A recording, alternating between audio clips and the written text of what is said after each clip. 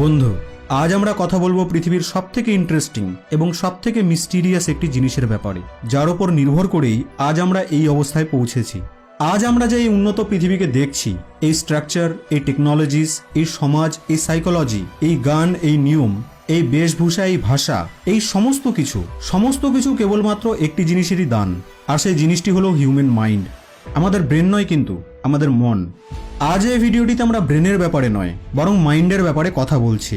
ব্রেনের ব্যাপারে নেক্সট ভিডিওতে কথা বলবো। ব্রেন এবং মাইন্ড অর্থাৎ মস্তিষ্ক এবং মনের মধ্যে অনেক বড় তফাৎ রয়েছে।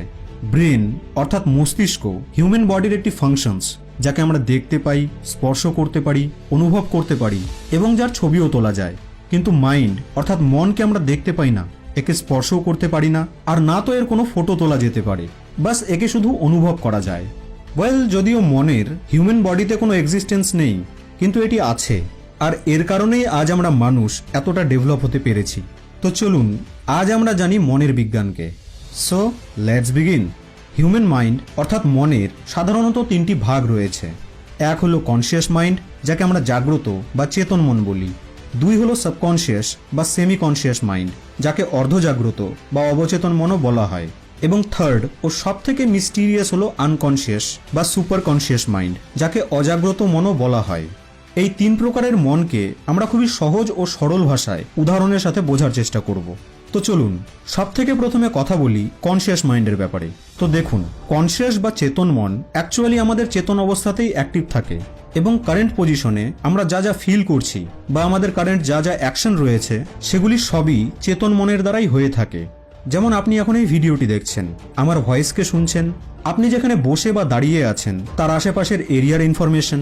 ইন শর্ট, আপনি বর্তমানে যা যা অনুভব করতে পারছেন এবং যা যা অ্যাক্টিভিটিস করছেন, সেই সকল অ্যাক্টিভিটিসকে আপনি আপনার কনসিয়াস মাইন্ডের কারণেই করতে পারছেন। আর আপনার এই বর্তমান অবস্থার হিসেবেই আপনার কনসিয়াস মাইন্ড অ্যাক্টিভ থাকে। তো এবার প্রশ্ন হলো যে তাহলে সাবকনসিয়াস মাইন্ড কি জিনিস? সাবকনসিয়াস মাইন্ড আসলে আমাদের মনের সেই অংশ যার ভেতরে আমাদের পাস্ট মেমোরিজ এবং স্মৃতি জমা রয়েছে। আর এই মেমোরিগুলিকে আমরা ইন্টেনশনালি মনে করে চেতন মনে অর্থাৎ কনসিয়াস মাইন্ডে নিয়ে আসতে পারি। ফর এক্সাম্পল, যদি আমি আপনাকে প্রশ্ন করি যে গতকাল আপনি কোন কালারের ড্রেসকে পরেছিলেন, বা গত পরশু আপনি কি ডিনার করেছিলেন, তো এবার আপনি ভাববেন যে গতকাল আপনি কোন কালারের ড্রেসকে পরেছিলেন। ভাবলেই আপনার মনে পড়ে যাবে যে কাল আপনি কোন কালারের ড্রেসকে পরেছিলেন। এবার মজাদার ব্যাপার হলো যে যখন এই ভিডিওটি শুরু হয়েছিল, তখন তো আপনি এই কথাটিকে ভাবছিলেন না যে গতকাল আপনি কোন কালারের ড্রেসকে পরেছিলেন। ভিডিওটি শুরুর সময় তো আপনি কনসিয়াস ছিলেন, কিন্তু যখন আমি আপনাকে এই প্রশ্নটি করলাম এবং যেখান থেকে আপনার মধ্যে সেই মেমোরিটি এলো, সেই জায়গাটিকেই, মনের সেই অংশটিকেই সাবকনসিয়াস মাইন্ড বলে, যেখান থেকে আপনি আপনার কনসিয়াস মাইন্ডে ইন্টেনশনালি সেই স্মৃতিকে আনলেন।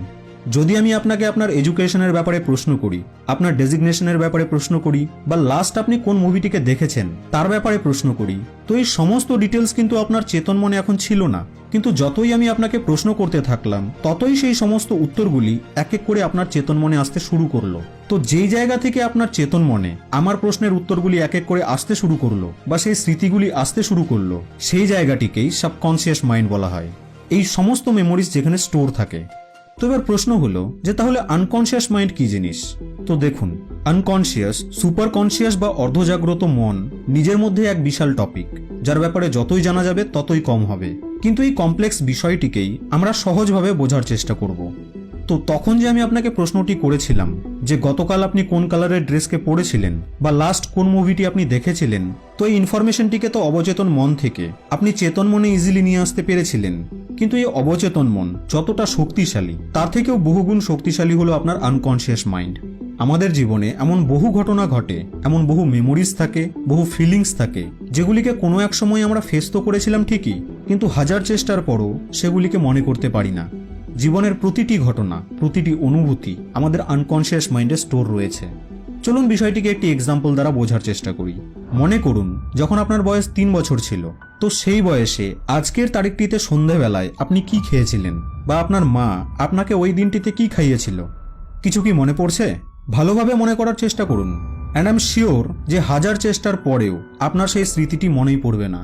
কিন্তু এটা তো সত্য যে যখন আপনার বয়স 3 বছর ছিল, তো সেই বয়সে আজকের তারিখটি অবশ্যই এসেছিল, সেদিন সন্ধ্যাও অবশ্যই হয়েছিল, আর আপনি সেই সন্ধে বা রাতে কিছু না কিছু তো অবশ্যই খেয়েছিলেন। কিন্তু তবুও যখন আমি স্মৃতিটিকে আপনাকে মনে করতে বললাম তো আপনার সেটি মনে পড়ল না। সেই স্মৃতিটি চেতন মনে আসলোই না, কারণ এই মেমোরিটি আপনার সাবকনশিয়াস মাইন্ডের রেজিস্টারই হয়নি। কিন্তু এই সকল মেমোরি আপনার আনকনশিয়াস মাইন্ডে স্টোর রয়েছে। আমাদের আনকনশিয়াস মাইন্ড জীবনের সেই সমস্ত ঘটনা, সমস্ত ফিলিংস, সমস্ত থটস, সমস্ত দৃশ্য এবং সমস্ত শব্দ যা আপনার কান শুনেছে, এবং সেই সমস্ত গন্ধ যা আপনার নাক শুকেছে, সেই সমস্ত স্বাদ যা আপনার জিহ্বা গ্রহণ করেছে, সমস্ত লোক, এই সমস্ত জিনিসকে আপনার আনকনশিয়াস মাইন্ড ডিট্টো কপি মনে রেখেছে। আর শুধুমাত্র জন্মের পরই নয়, বরং জন্মের আগে যখন আমরা মায়ের গর্ভে ছিলাম তখনও আমরা যা যা অনুভব করেছি সেই সমস্ত তথ্য আমাদের আনকনশিয়াস মাইন্ডে জমা আছে। আমাদের জীবনের এক এক সেকেন্ডের হিসেব আমাদের আনকনশিয়াস মাইন্ডে জমা আছে।